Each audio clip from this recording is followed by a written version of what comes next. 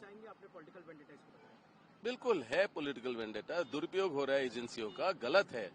क्या भरोसा रखेंगे एजेंसियों का? अगर मतलब कि जब भी अगर कोई उम्मीदवार होता है पूरे देश में सीएम बनने का, या मतलब कि कोई पार्टी अच्छी कर रही है तो उनके पीछे पड़ जाते हैं। कौन से बीजेपी मिनिस्टर को या कौन से बीजेपी के लोगों को ईडी ने बुलाया? क्यों नहीं बुलाया उन्हें? सवाल तो पूछो ना कि ईडी बीजेपी वाले क्या बिल्कुल सब ठीक है या उनके ऊपर कोई आरोप नहीं है? आरोप 10 हैं, पर मतलब गलत है कि ऐसे लोगों को परेशान करना, प्रेशर करना। पर मैं जिस तरीके का व्यक्ति हूं, मैं जितना प्रेशर डालोगे, परेशान करोगे, उतना मैं मजबूत होकर वापस आऊंगा और उभर के आऊंगा। और क्योंकि मेरे पास लोगों की शक्ति है, लोग मेरे साथ हैं, जुड़े हुए, एकजुट हैं, मैं लोगों की बात रखता हूं। जो भी अन्याय लोगों के साथ होता है इस पार्टी के द्वारा, मैं उनकी बात बुलंद करता हूं और अन्याय के खिलाफ हूं मैं, और मैं जरूर लड़ता रहूंगा। मेरे को कोई रोक नहीं पाएगा। ये जो ईडी का जो ये समन है, ये सारा 2019 में बात हो चुकी है। जो भी सवाल थे पहले दे चुका हूं। कोई बड़ी बात नहीं है, कोई नई बात नहीं है, और मैं किसी चीज से अवॉइड नहीं कर रहा हूं, सारे सवाल के जवाब दे रहा हूं। तो मैं तो बिल्कुल हर चीज स्पष्ट हो गया है। सर आपको बुलाना फिर राजनीतिक प्रचार है बीजेपी का कि चार्जशीट दिया सोने जी राहुल को, मुझे बुलाया उसी दिन। तो ये दिखा रहे हैं मीडिया के द्वारा कि हम लोग कुछ गलत कर रहे हैं। ये कोई जनता जागरूक है, सब जानते हैं, सब समझते हैं।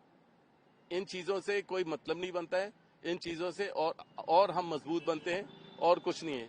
कोई इसका कुछ नतीजा नहीं निकलेगा, क्योंकि है ही नहीं कुछ। अगर ये फेक कुछ करना चाहेंगे, जो गलत करना चाहेंगे, दिखाना चाहेंगे, उससे मैं मतलब कि उसको मैं कंट्रोल नहीं कर पाऊंगा। पर असलियत कुछ भी नहीं है, असलियत में कुछ भी नहीं है उनके पास। सर राजनीति में आप एक्टिव राजनीति में आने की आपकी बातें होती है, आपको लगता है कि इस वजह से ये चीजें?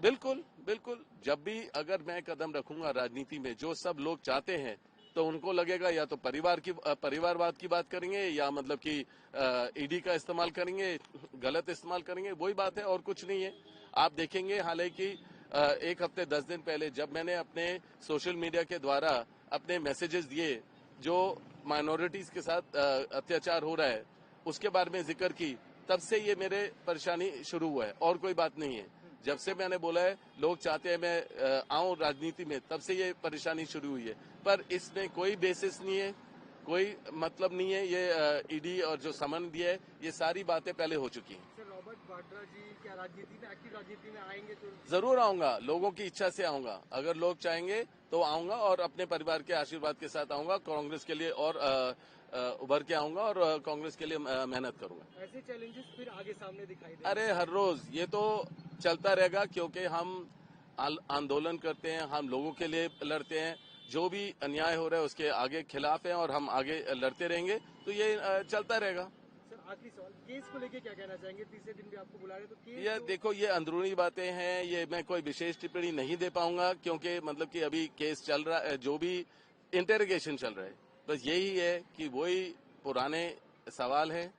ये 2019 में दे चुका हूं, कोई बेसिस नहीं है, कोई चीज गलत नहीं हुई है। मेरे को क्लीन चिट बीजेपी के मिनिस्टर ने, चीफ मिनिस्टर ने, खट्टर जी ने मेरे को क्लीन चिट इसी केस में पहले दे चुके हैं 2 बारी।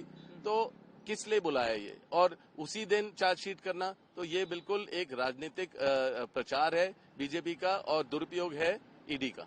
धन्यवाद जी।